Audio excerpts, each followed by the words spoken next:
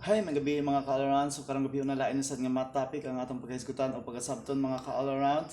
Kini maong math topic mga ka-all-around, siguro sayon lang kini para sa uban labi na sa mga hilig kaayong mathematics mga ka-all-around, pero base sa akong na obserbaran mga ka-all-around, daghan gihapon ang naglisod niini mga ka-all-around. So hinaot nga kini maong video makatabang nila mga ka-all-around kung kamo naay mo mga anak nga sama sa uban nga nagalisod sa mathematics mga ka-all-around, labi na sa mga mathematics ka-all-around nga naghisgot og algebra and solving linear equations in one variable mga ka-all-around. So kaning topic haom kayo nila mga ka-all-around kung sila nagisod og solve og mga problem nga sama na ini mga ka-all-around. So ang problem mga ka-all-around kay mao kini 2x plus 3 equals 15, and the second problem mga ka-all-around is 3x minus 5 equals 7, and the third problem mga ka-all-around is 4x plus 5 equals negative 7. So as we can see mga ka-all-around, ang mga problems is related to linear equations in one variable mga ka-all-around. So sayon lagi kini kaayo mga ka-all-around, labi na sa mga hilig kaayong mathematics, but sa mga wala kayo interest na ini mga ka-all-around para nila lisod gihapon kini. So I hope again mga ka-all-around makatabang kini maong video.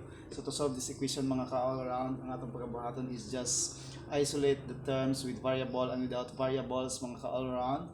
So kaning 3 mga ka-all-around, wala man na siya variable or wala man siya liter nga nag-uban mga ka-all-around. So ato na siya isagol sa 15 mga ka-all-around. So ang atong pagabuhat mga ka-all-around na atay termino nga i-transfer, ato nang i-transfer sa pikas na naa siya rule nga kung ato i-transfer mga ka-all-around, mahimo na siyang negative kung positive man siya, or kung negative man siya mahimo siyang positive.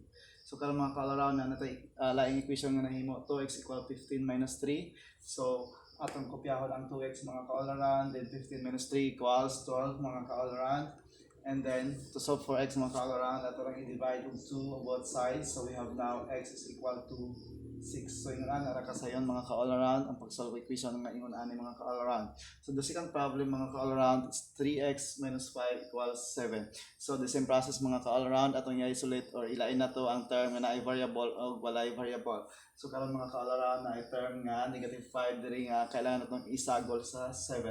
So we have now to write 3x mga ka-all-around, and then copy 7 and plus 5. So nahiman siyang plus mga ka-all-around kaya gi-transfer naman nato sa pikas side sa equation mga ka-all-around. So we have now 3x equals 12 mga ka-all-around. So ato na i-solve ang x mga ka-all-around through dividing 3 both sides mga ka-all-around. So we have 3 divided by 3 both sides, so we have x equal to 4.